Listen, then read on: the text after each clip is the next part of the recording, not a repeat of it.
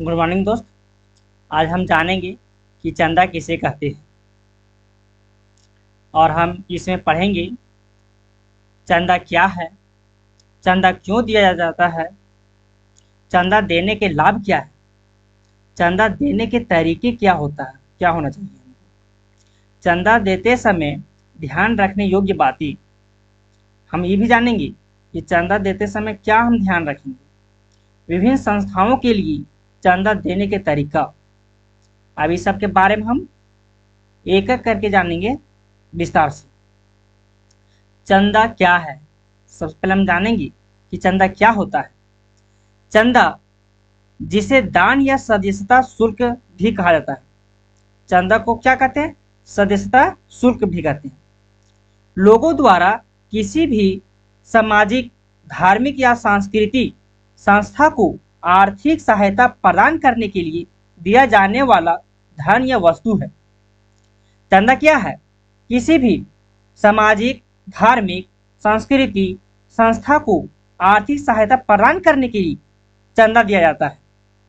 यह संस्थाओं को अपनी गतिविधि को चलाने और लक्ष्य को प्राप्त करने की मदद करता है।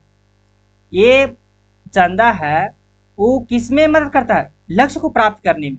जैसे कोई भी संस्था के द्वारा या कहीं भी कोई धार्मिक अनुष्ठान हो रहा है तो वहां पर उस कार्य को पूरा करने के लिए हम लोग चंदा देते हैं। अब चंदा क्यों दिया जाता है? चंदा देने के कई कारण हो सकते हैं। जैसे पहला क्या हो सकता है? समाज सेवा, और दूसरा धार्मिक कार्यों। आप जानेंगे समाज सेवा, सामाजिक संस्थाओं को गरीबों, जरूरतमंदों और विकलांगों की सहायता करने के लिए चंदा दिया जाता है। चंदा जो समाज में जरूरतमंद लोगों को सहायता दिया जाता है चंदा के द्वारा। हम धार्मिक कार्य के बारे में जानेंगे।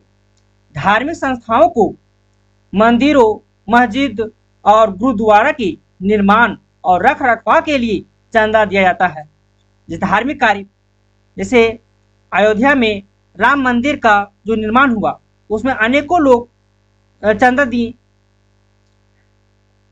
आप जानेंगे सांस्कृतिक गतिविधियों में, सांस्कृतिक संस्थाओं को कला, संस्कृत और नृत्य को बढ़ावा देने के लिए भी चंदा दिया जाता है। और हम जानेंगे शिक्षा, शिक्षा संस्थाओं को स्कूल, कॉलेज और विश्वविद्यालय के निर्माण और रख रखाव के लिए भी चंदा दिया जाता है। आप जानेंगे कि चंदा कैसे दिया जा सकता है। चंदा देने के कई तरीके हो सकते हैं।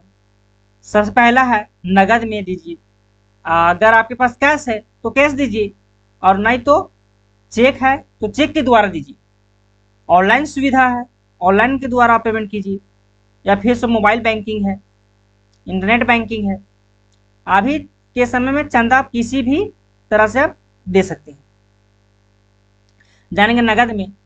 नगद का तात्पर्य यह होता है कि आप सीधे संस्था के कार्यालय में जाकर चंदा दे सकते हैं। और वहीं चेक, चेक का तात्पर्य होता है आप चेक लिखकर और उसे संस्था के पते पर भेजकर चंदा दे सकते हैं। ऑनलाइन सुविधा भी है। ऑनलाइन का तात्पर्य आप संस्था की वेबसाइट पर जाकर ऑनलाइन चंदा दे सकते हैं। और वहीं है मोबाइल, आप मोबाइल बैंकिंग ऐप या यूपीआई का उपयोग करके मोबाइल से चंदा दे सकते हैं। अब जानेंगे चंदा देते समय ध्यान रखने योग्य बातें। हम चंदा देते समय कौन कौन सी बात को हमको ध्यान में रखना चाहिए, इसके बारे में जानकारी हम लेंगे। चंदा देने से पहले संस्था के बारे में अच्छी तरह से जानकारी प्राप्त करेंगे।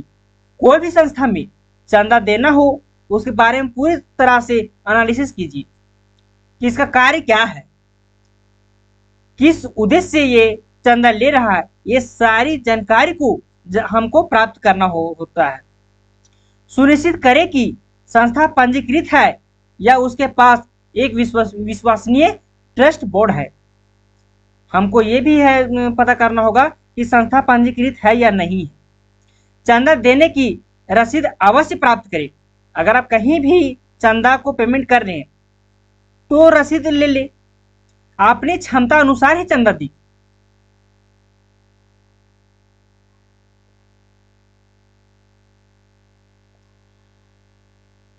चंदा के बारे में हम जानकारी दिए हैं। इसी तरह से रोचक वीडियो हम लाते रहेंगे, इसलिए चैनल को सब्सक्राइब कर लीजिएगा। थैंक यू दोस्तों।